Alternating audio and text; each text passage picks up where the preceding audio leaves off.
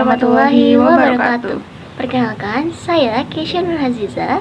Dan saya Natasha Mevila Putri. Kami adalah siswi dari kelas 11C. Di kesempatan kali ini, kami ingin memenuhi tugas mata pelajaran PAIBP dengan guru Ibu Agustin Kumalasari dengan tugas menjelaskan dan memaparkan apa itu iptek dan juga berpikir kritis. Berpikir kritis dalam Islam adalah sebuah kualitas yang sangat dianjurkan dan dihargai, bukan dilarang. Ini adalah kemampuan untuk menentukan akal, merenungkan, dan menganalisis informasi dengan saksama. Juga mempertimbangkan berbagai sudut pandang sebelum mengambil keputusan atau tindakan. Konsep ini sering sekali dikaitkan dengan istilah seperti tafakur, merenung, dan tadabbur, menerungkan secara mendalam dalam Al-Quran, serta tabayun, mencari kejelasan atau verifikasi.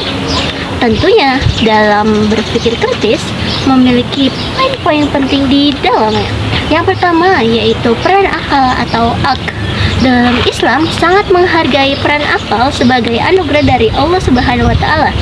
Akal adalah alat utama manusia untuk memahami wahyu, merenungi ciptaan Allah, dan membedakan antara kebenaran atau hak dan kebatilan atau batil. Banyak ayat Al-Quran yang mendorong manusia untuk menggunakan akalnya, seperti frasa yang berbunyi afala taqilun, yang berarti yaitu tindakan kamu berpikir atau menggunakan akalmu. Yang kedua yaitu mencari kebenaran atau tabayun. Salah satu prinsip utama berpikir kritis dalam Islam adalah tidak mudah menerima informasi tanpa melakukan verifikasi.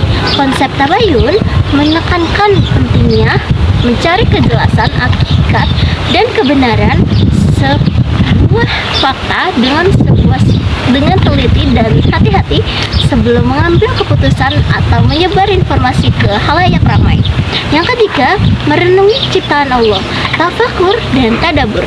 Al-Quran berulang kali mengajak manusia untuk merenungi ciptaannya, seperti langit dan bumi, pergantian siang dan malam, dan pertanda ciptaan Allah yang tertera pada surat Al-Imran ayat 190 hingga ayat 191. Hal ini bertujuan untuk meningkati pemahaman tentang kuasa Allah serta menemukan hikmat di balik ciptaan-ciptaannya. Maka kesimpulannya, berpikir kritis menurut Islam adalah sebuah keharusan untuk mendorong setiap muslim mengoptimalkan fungsi akalnya, senantiasa mencari kebenaran dengan cermat dan membedakan yang hak dan yang batil, serta merenungi ciptaan Allah untuk meningkatkan iman. Konsep ilmu pengetahuan dan teknologi iptek dalam Islam memiliki landasan yang kuat dalam ajaran Al-Quran dan hadis. Islam memandang iptek bukan sebagai sesuatu yang terpisah dari agama, melainkan sebagai bagian integral atau upaya manusia untuk mengenal Allah dan melaksanakan perintahnya. Dan berikut ini adalah poin-poin penting dari iptek. Yang pertama, kewajiban menuntut ilmu. Islam sangat menganjurkan bahwa mewajibkan umatnya untuk menuntut ilmu. Ayat pertama yang turun dalam Al-Quran adalah Iqra, bacalah, yang menunjukkan pentingnya membaca dan mencari ilmu pengetahuan. Rasulullah Shallallahu Alaihi Wasallam juga bersabda, menuntut ilmu adalah kewajiban bagi setiap umat muslim. Dari HR Ibnu Majah. Hal ini menunjukkan bahwa mencari ilmu, termasuk ilmu duniawi, adalah bagian dari ibadah. Yang kedua, iptek sebagai sarana mengenal Allah.